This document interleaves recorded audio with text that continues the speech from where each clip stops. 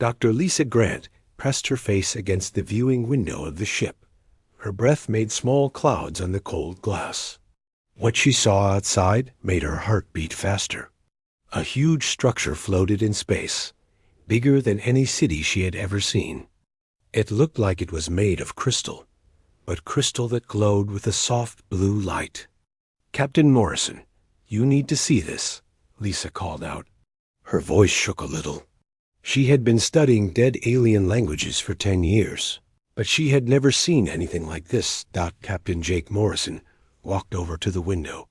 He was a tall man with gray hair and tired eyes. He had been flying ships through space for 20 years. He thought he had seen everything, but this was different. "What is it, Doc?" he asked. "I think it's a beacon," Lisa said. "Look at those marks on the surface. Those are letters, writing, but not from any language we know." The structure was as big as a small moon. It had 6 sides, each one covered in strange symbols that seemed to move and change when Lisa looked at them. The crystal surface was smooth, like glass, but it pulsed with energy that made the nearby stars look dim. Dr. Ben Carter, Lisa's research partner, joined them at the window. He was younger than Lisa, with short brown hair and glasses that were always sliding down his nose. He carried a tablet computer in his hands. "The scans are incredible," Ben said. "This thing is old, really old, maybe 3 million years old." 3 million? Captain Morrison asked. "That's older than any civilization we know about." Lisa nodded. Her hands were shaking as she held her notebook. She had been looking for something like this her whole life. Ancient alien writing that might hold the secrets of the old races. "Captain," Lisa said, "I need to get closer. I need to study those symbols." Commander Amy Foster, the ship's first officer, shook her head. She was a careful woman who always thought about safety first. "We don't know what this thing is. It could be dangerous, but it could also be the greatest discovery in human history," Lisa said. "Those symbols look like the fragments I've been studying, the ones we found on dead worlds across the galaxy." Captain Morrison looked at the structure again. The blue light was getting brighter. "What fragments?" Lisa opened her notebook. The pages were filled with drawings of strange symbols. "For years, we found pieces of old writing on planets where no one lives anymore. Always just small bits. Never enough to understand the full language. But these symbols," she pointed at the crystal structure, "they match." "Match what?" Ben asked. "The Vorthic language," Lisa said. "Or at least, what we think might be the Vorthic language." Commander Foster frowned. "The Vorthic are just a legend. No one even knows if they were real." "They were real," Lisa said, "and they were the most powerful race in the galaxy. They built things that lasted millions of years. They knew secrets we can't even imagine." The structure pulsed again. And this time the light was brighter. The symbols on its surface seemed to move faster, like they were trying to tell them something. "It's beautiful," Ben whispered. "It's dangerous," Commander Foster said. "We should report this to Earth Command and wait for instructions." "That will take months," Lisa said. "By then, someone else might find this place. This is our chance to unlock the secrets of the ancient world." Captain Morrison was quiet for a long time. He looked at the structure, then at Lisa, then at his crew. He had always been a careful captain, but he also understood the importance of great discoveries. "We'll take a small team over," he finally said, "just to look. If there's any sign of danger, we come back immediately." Commander Foster sighed. "I don't like this, Captain." "Neither do I," he said, "but the doc is right. This could be the most important discovery in human history." 2 hours later, Lisa found herself floating in a spacesuit toward the crystal structure. Captain Morrison and Ben were with her, along with 2 security officers. The structure was even more amazing up. Close. The symbols were huge, each one as tall as a person. "There," Lisa said over the radio. "Do you see that panel? The symbols are different there. Darker. I think it might be some kind of control system." They landed on the surface with small magnetic boots. The crystal was warm, even in the cold. Of space. Lisa could feel it humming with energy through her suit. "The writing is beautiful," she said. "Look how the lines curve. It's like music written in stone." Ben set up his scanner. "I'm getting readings of massive energy systems inside this thing, but they're all turned off, like it's sleeping." Lisa found what looked like a doorway. The symbols around it were arranged in a pattern that seemed familiar. She had seen something like it in her old research files. "I think this is how we get inside," she said. "Are you sure?" Captain Morrison asked. Lisa studied the symbols more carefully. They seemed to pulse with a rhythm, like a heartbeat. "I think these are instructions, a way to activate the door." She touched the symbols with her gloved hand. They felt warm and smooth. As she traced the patterns, they began to glow brighter. "Doc," Ben said, "I'm reading massive energy buildups. Whatever you're doing, it's working."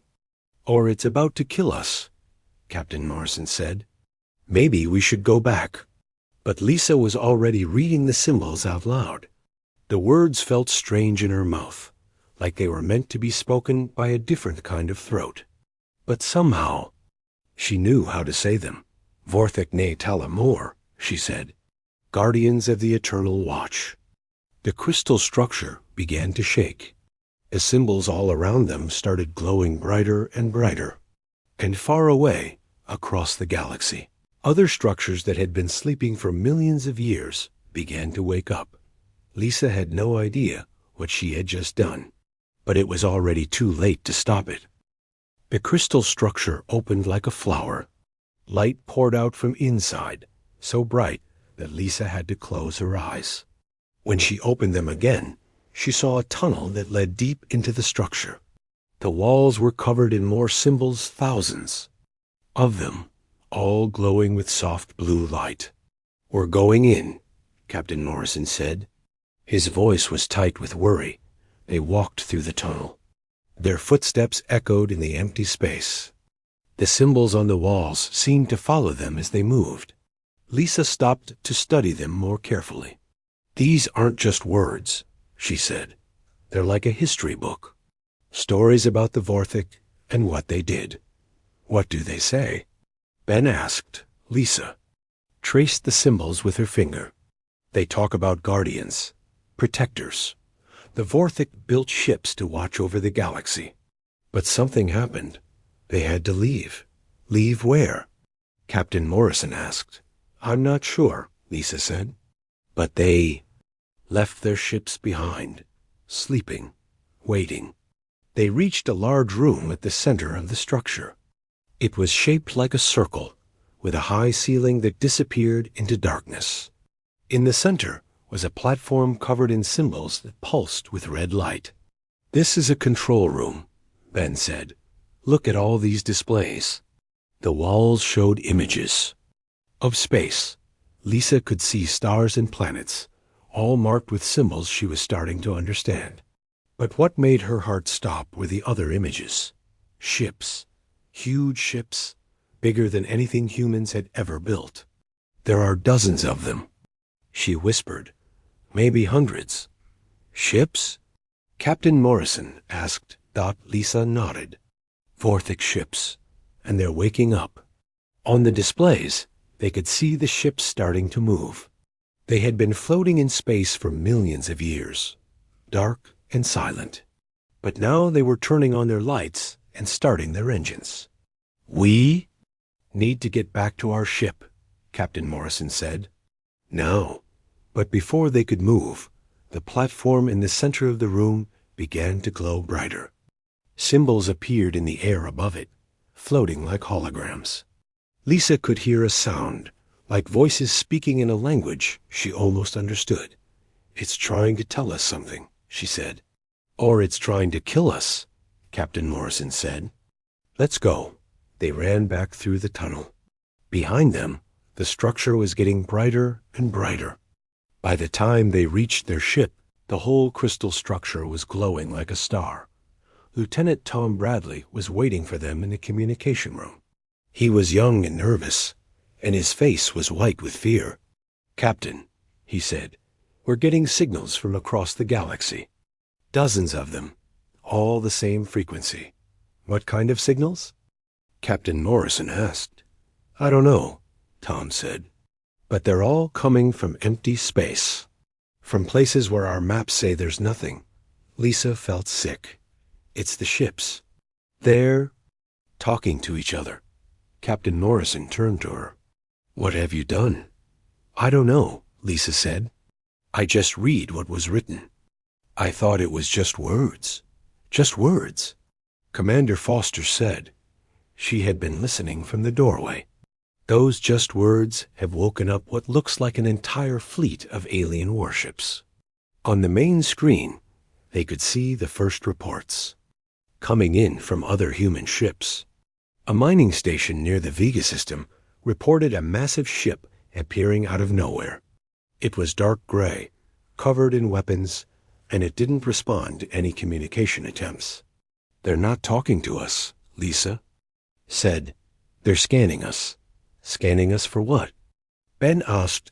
Lisa was already working on her computer, trying to translate more of the symbols she had seen. "I think they're trying to understand what we are, whether we're a threat." "And if they decide we are?" Captain Morrison asked. Lisa didn't answer. She was too busy reading the new information that was appearing on her screen. The symbols were starting to make sense, but what they said made her feel cold. "They're not just ships," she said quietly. "They're guardians. Left behind. To protect the galaxy." "Protect it from what?" Commander Foster asked. "From us," Lisa said. "From anyone who might disturb the old places. The sacred places." The communication system crackled to life. Admiral Kate Sullivan's voice came through from Earth Command. She sounded tired and worried. "All ships, this is Admiral Sullivan. We have a galaxy-wide emergency. Unidentified vessels are appearing in multiple systems. They are not responding to communication attempts. All military units are to maintain defensive positions and avoid engagement." Captain Morrison turned to Lisa. "Can you talk to them? Can you tell them we're not a threat?" Lisa looked at her computer screen. The symbols were still changing, still telling her more about the Vorthik and their ships. "I can try. But I need to understand more about their language first." "How long will that take?" Commander Foster asked. "I don't know," Lisa said. "Maybe days, maybe weeks." "We don't have weeks," Captain Morrison said. "Look at this." On the screen, they could see more reports coming in. The alien ships were moving toward populated systems. They weren't attacking yet, but they were getting closer. "They're studying us," Lisa said, "trying to decide what to do with us. What happens if they decide we're too dangerous?" Ben asked. Lisa looked at the symbols. On her screen, one word kept appearing over and over again. A word that made her hands shake. "Cleansing," she said. "If they think we're too dangerous, they'll cleanse the galaxy." "Cleanse it how?" Captain Morrison asked. Lisa's voice was very quiet. "They'll kill everything. Every living thing in the galaxy, to protect it from corruption." The room was silent for a long moment. Then Lieutenant Bradley spoke up. "Captain, I'm getting a priority message from Earth. The largest alien ship is changing course. It's heading for our solar system." "How big is it?" Commander Foster asked. Tom looked at his instruments. "It's bigger than our moon." Lisa felt like she couldn't breathe. "That's the command ship, the one that controls all the others." "How do you know that?" Captain Morrison asked. "Because the symbols told me," Lisa said. "And they also told me something else. The command ship is coming to find whoever woke up the fleet." "To find you," Ben said. Lisa nodded. They're coming to find me. And when they do, they'll decide whether humanity deserves to live or die. Outside the ship, the crystal structure was still glowing. But now it was sending out a signal, a beacon that was calling to the ancient ships across the galaxy. Lisa had awakened something that had been sleeping for millions of years. And now it was coming for her. 3 days later, the first colony died. Lisa watched the reports on the main screen with tears in her eyes. New Shanghai colony had been home to 50,000 people. Now it was just empty space and floating debris. The Vorthic ship had appeared. Without warning, scanned the colony for 10 minutes and destroyed everything. They didn't even try to communicate, Captain Morrison said. His voice was hard and angry. Dr. Nina Walsh, Lisa's former student, had arrived on a fast ship from Earth. She was young and smart, with red hair and green eyes that missed nothing. She had been working on the same ancient languages as Lisa, but from a different angle. I've been studying the quantum frequencies in the Vorthic language, Nina said. It's not just words. It's mathematics, music, emotion, all mixed together. Can you speak it? Lisa asked. Nina shook her head. I can understand some of it, but speaking it correctly, that's different. One wrong sound, and you could say something. Completely different. Lisa had been working day and night to understand more of the language. The crystal structure was still sending out information, streams of data that told the story of the Vortex civilization. What she had learned made her sick with fear. They weren't just guardians, she told the others. They were judges. They decided which races deserved to live and which ones were too dangerous. What made a race dangerous? Ben asked. Lisa looked at her notes. Violence, greed, the ability to destroy their own planets. Sound familiar? General Mike Davis had also arrived from Earth. He was a big man with scars on his face and hands that shook when he was angry. Right now, he was very angry. We need to fight them, he said. Our ships are weapons. We can't just sit here and let them destroy everything. Our weapons don't work on them, Captain Morrison said. We've tried. The colony defense ships fired everything they had. The Vorthic ships didn't even slow down. Then we need better weapons, General Davis said. Lisa shook her head. Fighting isn't the answer. We need to talk to them. Convince them that humanity can change. How? Nina asked. They've already decided we're too dangerous. Lisa had been thinking about this for days. The answer was in the language itself, in the way the Vorthic thought about the world. We need to prove it, not with words, but with actions. Captain Rob Hayes entered the room. He was a pilot, young and confident, with the kind of smile that made people trust him. He flew a new kind of ship, one that could hide from enemy sensors. I've been watching the alien ships, he said. They have patterns, ways they move. And I think I found a weakness. What kind of weakness? General Davis asked. Rob pulled up a holographic display. Their ships are powered by something that creates a specific frequency. If we can match that frequency and reverse it, we might be able to disrupt their power. That's very dangerous, Nina said. If you get the frequency wrong, you could make their ships stronger instead of weaker. Or we could blow up half the galaxy, Ben added. Lisa was looking at the display, thinking. The frequency isn't just power. It's part of their language. It's how they communicate with each other. So if we disrupted ... Rob began. We might be able to break their connection, Lisa finished. But we'd also be cutting off any chance of talking to them. General Davis stood up. I don't care about talking to them. I care about stopping them before they kill more people. Killing them won't solve anything, Lisa said. There are hundreds of these ships, maybe thousands. If we attack them, they'll just send more. Then, what do you suggest? Captain Morrison asked. Lisa looked at her computer screen. She had been working on something, a way to use the Vorthic language to communicate with the ships. But it was dangerous. If she made a mistake, she could make things much worse.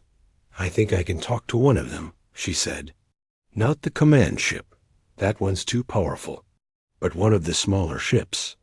If I can convince it that we're not a threat. That's suicide, Commander Foster said. These ships destroy everything they don't understand. Not everything, Lisa said. They scanned New Shanghai before they destroyed it. They were looking for something. Some sign that the people there were worth saving. And they didn't find it, General Davis said. Because they didn't know how. To look, Lisa said. The Vorthic judge other races by their own standards. But humans are different. We think differently. Act differently. If I can explain that to them. Nina was studying the language data on her own computer. Lisa, I've been analyzing the quantum patterns in the Vorthic language. It's not just about words. It's about the speaker's intentions, their emotions. If you try to speak to them, and you're afraid, or angry, or lying, they'll know. Then I won't be afraid, Lisa said. Everyone's afraid, Rob said. That's what keeps us alive. Lisa looked around the room at her friends and colleagues. They were all tired and scared. They had been running from the Vorthic ships for days, trying to stay ahead of the destruction. I've been studying their history, she said. The Vorthic weren't always like this. They used to be explorers, like us. They built beautiful things. They helped other races learn and grow. What changed them? Captain Morrison asked. They became too perfect, Lisa said. Too peaceful. When real threats came to the galaxy, they couldn't fight. They couldn't protect themselves or anyone else. So they built these ships and programmed them to be the warriors they couldn't be. But the ships don't know when to stop, Ben said. Lisa nodded. That's the problem. They're following the last orders the Vorthic gave them. Protect the galaxy. From any threat, but they define threat too broadly. So how do we change their definition? Nina asked. Lisa had been thinking about this for hours. The answer was risky, maybe impossible, but it was the only chance they had. We show them what we really are, she said. Not just the bad parts. The good parts, too. The parts that make us worth saving. How? General Davis asked. Lisa looked at the display, showing the positions of the Vorthic ships. One of them was closer than the others, moving slowly through an empty system. We go to them, she said, not to fight, not to hide. We go to them and show them who we really are. That's crazy, Commander Foster said. Maybe, Lisa said. But it's the only chance we have. If we run, they'll hunt us down. If we fight, they'll destroy us. But if we can make them understand us, they might still destroy us, Rob said. Yes, Lisa said. But they might not. And right now, that's the best hope we have. Captain Morrison looked at each person in the room. They were all scared, but they were also determined. They had come too far to give up now. All right, he said. We'll try it. But if this goes wrong, if they start shooting, then we die. Trying to save the galaxy, Lisa said. There are worse ways to go. She began preparing for the most important conversation of her life. A conversation that would determine whether humanity lived or died. And she had to get every word exactly. Right. The Vorthic ship was waiting for them. It hung in space like a dark mountain, its surface covered in weapons that could destroy planets. Lisa sat in the communication chair, her hands shaking as she prepared to speak the most important words of her life. Remember, Nina said, standing beside her, the language reads your emotions. You have to believe what you're saying. Lisa nodded. She had been practicing for hours, but she still wasn't sure she could do this. The Vorthic language was unlike anything humans had ever encountered. It required perfect pronunciation, perfect timing, and perfect honesty. "They're scanning us," Lieutenant Bradley reported. Same pattern as before. Lisa knew what that meant. The Vorthic ship was deciding whether to talk to them or destroy them. She had maybe 10 minutes before it made its choice. "Open the channel," she said. The main screen flickered to life. At first, there was only darkness. Then, slowly, a shape appeared. It was tall and thin, with skin that looked like silver metal. Its eyes were large and black, and when it spoke, its voice sounded like music made of mathematics. "You are the one who spoke the awakening words," it said. The translation software made its voice sound mechanical, but Lisa could hear the music underneath. "Yes," Lisa said. "I am Dr. Lisa Grant. I am a student of your language and your culture. You disturbed the sacred places," the being said. "You woke the guardians from their eternal watch." Lisa took a deep breath. "I didn't know what I was doing. I was trying to learn about your people, to understand your history." "Understanding is not enough," the being said. "Your species has been judged. You are violent, destructive. You consume resources without thought. You war among yourselves. You pollute your worlds." "That's true," Lisa said, "but it's not the whole truth." The being's eyes seemed to grow larger. "Explain." Lisa had prepared for this moment. She had studied human history, looking for examples of the best of humanity. But now, faced with this ancient judge, she realized that facts and statistics wouldn't be enough. "May I show you something?" she asked. The being was quiet for a long moment. "Show me." Lisa gestured to Captain Morrison. He nodded and activated the ship's external cameras. They showed the space around them, where dozens of ships from different races were gathering. "These are not human ships," Lisa said.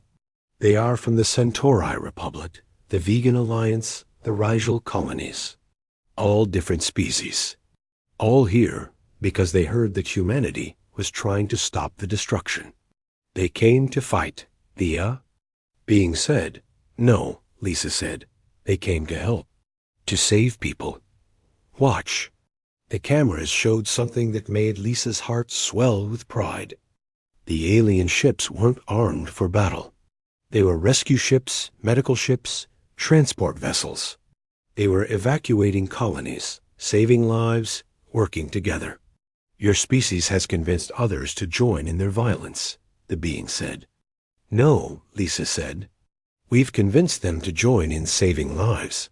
Look more closely." The being was silent as it watched the rescue operations.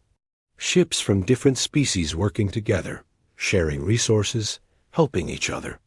A Centauri medical ship treating human refugees. A human transport ship carrying vegan civilians to safety. "This is unusual," the being said. "This is what we really are," Lisa said. "Yes, we can be violent. Yes, we can be destructive. But we can also be protectors. We can choose to save instead of destroy." "One example does not prove a pattern," the being said. Lisa had expected this. "Then let me show you more." She activated her computer and displayed images from human history.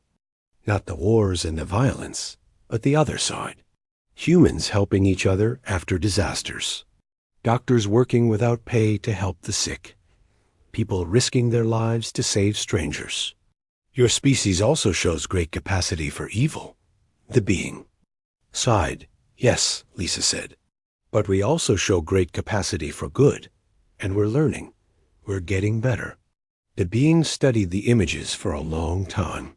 The Vorthic also believed they were getting better. They eliminated violence from their society. They created perfect peace.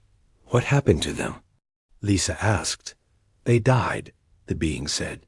When the Dark Fleet came from beyond the galaxy, the Vorthic had forgotten how to fight.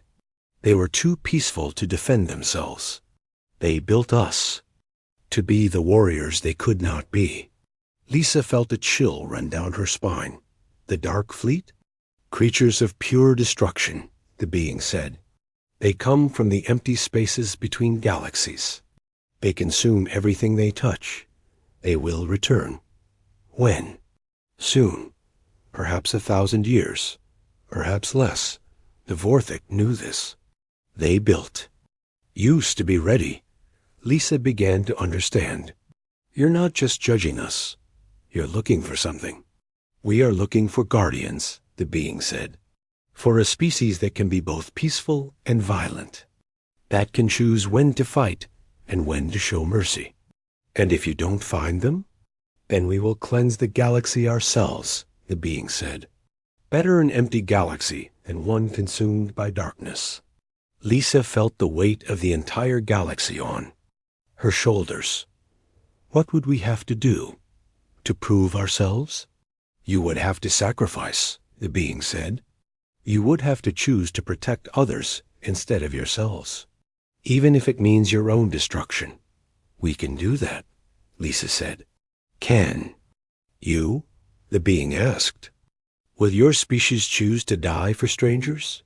Will they give up their own lives to save people they have never met?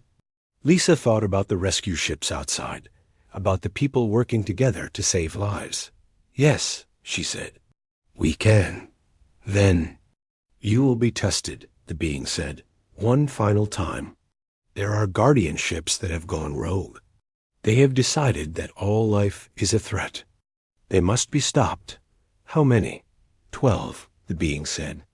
Each one carries weapons that can destroy solar systems.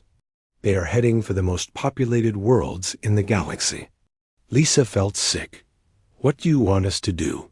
Stop them, the being said. But you cannot destroy them. They are too powerful. You must find another way.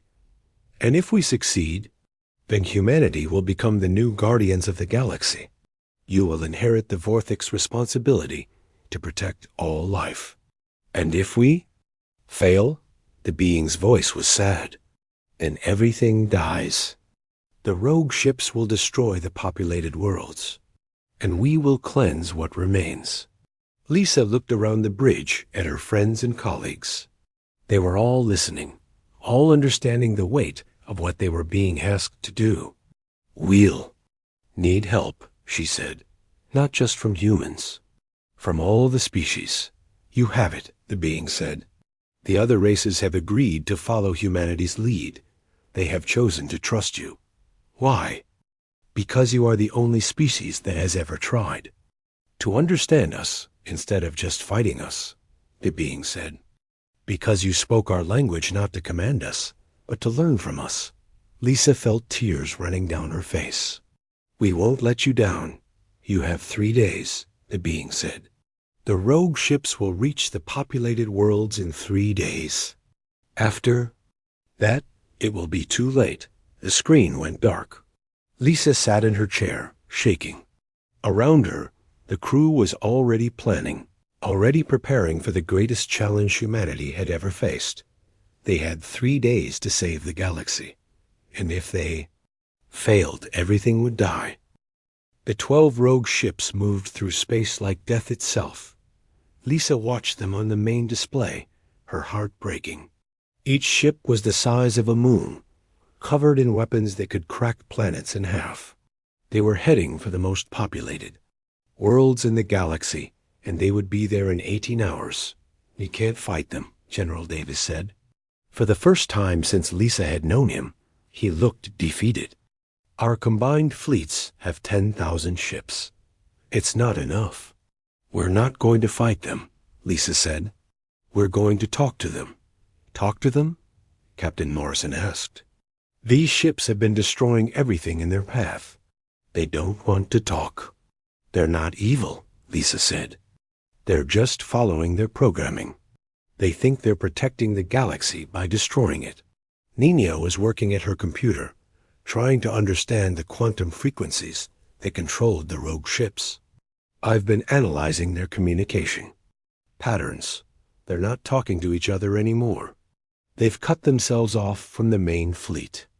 That's why they went rogue, Lisa said. They stopped listening to reason. Dr. Chris Thompson, the xenopsychologist, looked up from his notes. If they're not listening to the other ships, what makes you think they'll listen to us? Lisa had been thinking about this for hours. Because we're different. We're not Vorthic. We think differently. Maybe that's exactly what they need to hear. President Julia Anderson's face appeared on the communication screen. She was an older woman with gray hair and kind eyes, but now she looked tired and scared. Dr. Grant, she said, I've been getting reports from across the galaxy. The rogue ships have destroyed 14 colonies in the last 6 hours. Billions of people are dead. I know, Lisa said, but we have a plan. What kind of plan? President Anderson asked. Lisa looked around the bridge at her friends and colleagues. They were all looking at her with hope and fear. We're going to do something the Vorthic never could. We're going to show those ships what it means to be human. How? By sacrificing ourselves to save others, Lisa said. By proving that some things are worth dying for. Commander Luke Phillips entered the bridge. He was leading the combined fleet, ships from every species in the galaxy working together. His face was grim. The rogue ships have reached the outer colonies, he said. They're starting their attack runs. How long do we have? Lisa asked. Maybe 12 hours before they reach the core worlds, Luke said. Earth, New Terra, the Centauri homeworld. 50 billion people. Lisa stood up. And we need to move now. What exactly are you planning? Captain Narration asked. Lisa had been working on this for days, ever since her conversation with the Vorthic Guardian. We're going to put ourselves between the rogue ships and the populated worlds. We're going to use our ships as shields. That's suicide, Commander Foster said. Maybe, Lisa said. But while we're dying, I'm going to be talking to them. Using the Vorthic language. Trying to make them understand what they're really destroying. And if they don't listen? General Davis asked. Then we buy time for the evacuations, Lisa said. Every minute we can delay them is another 1,000 lives saved. Nina looked up from her computer. I've been working on the quantum frequencies. I think I can amplify your voice, broadcast it on all the frequencies the rogue ships use. But it will take all the power from our ship. Do it, Lisa said. President Anderson's voice came through the speakers. Dr. Grant, I'm authorizing you to take command of the combined fleet. Whatever you need, you have it. Lisa felt the weight of command settle on her shoulders. Thank you, Madam President. She turned to Commander Phillips. How many ships do we have? 12,000, he said. From 43 different species. They're all volunteers. They know this is probably a one-way mission? They know, Luke said. They're doing it anyway. Lisa felt tears in her eyes. Then let's go save the galaxy. The combined fleet moved out toward the rogue ships. Lisa had never seen anything like it. Ships from dozens of different worlds, all working together. Human vessels flying alongside Centauri cruisers. Vegan medical ships protected by Rigel fighters. All of them ready to die for people they had never met. Contact in 6 hours, Luke reported. Lisa spent those hours preparing. She studied every word of the Vorthic language she had learned. She practiced the sounds until her throat was raw. She had to get this right. There would be no second chance. Lisa, Ben said, sitting down beside her. Are you sure about this? No, she said. But it's the only chance we have. What if they don't listen? Lisa looked at him.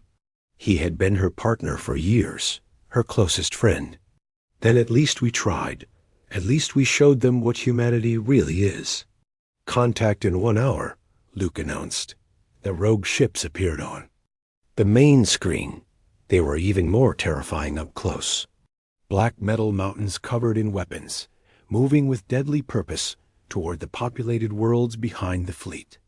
All ships "This is Dr. Grant," Lisa said over the fleet communication system. "Remember, we're not here to fight. We're here to protect. Whatever happens, don't fire unless I give the order." "Understood," came the replies from thousands of ships. "Contact." "In 10 minutes," Luke said. Lisa stood up and walked to the communication station. Nina had finished her work. The ship's entire power system was now connected to the communication array. "Ready?" Nina asked. Lisa nodded. "Do it." The first rogue ship fired. The blast destroyed 3 human cruisers instantly. But the rest of the fleet didn't return fire. They moved closer, putting themselves between the rogue ships and the worlds behind them. "Broadcasting now," Nina said. Lisa began to speak. She used the ancient Vorthic language, but she spoke with a human heart. She told the rogue ships about the people they were trying to destroy, about children playing in parks, about doctors healing the sick, about artists creating beauty, about lovers holding each other in the dark. The rogue ships kept firing. The fleet kept dying, but they didn't break. They didn't run. "We are not perfect," Lisa said in the ancient language. "We make mistakes. We do terrible things. But we also do wonderful things. We love. We hope. We sacrifice for strangers. We are worth saving." More ships died. A Centauri medical vessel exploded while evacuating wounded crew from a human destroyer. A vegan transport ship rammed itself into a rogue ship's weapon to save a colony ship full of refugees. "Look at them," Lisa said. "Look at what they're doing. They're dying for each other. Species that were enemies yesterday are dying together. Today, this is what we are. This is what we can become." One of the rogue ships stopped firing. "It's working," Ben whispered, but the other ships kept attacking. The fleet was being destroyed. In another hour, there would be nothing left to stop them from reaching the populated worlds. "We need more time," Luke said. Lisa made the hardest decision of her life. "All medical ships, all transports, all non-combat vessels," she said. "Fall back. Get to the populated worlds. Begin evacuations." "What about the rest of us?" Luke asked. Lisa looked at the display. There were still 8,000 ships left. Not enough to stop the rogue ships, but maybe enough to delay them. "We keep them here as long as we can," she said. The battle continued. Ship after ship died. But with each death, Lisa spoke about what was being lost. About the person who had just died trying to save others. About the dreams that would never be fulfilled. About the love that would never be shared. 3 more rogue ships stopped fighting. 5 ships left, Luke reported. "But we're down to 2,000 ships." Lisa kept talking. She told the rogue ships about humanity's history, about how they had grown from violent primitives into something better, about how they were still growing, still learning. "We don't want to be perfect," she said.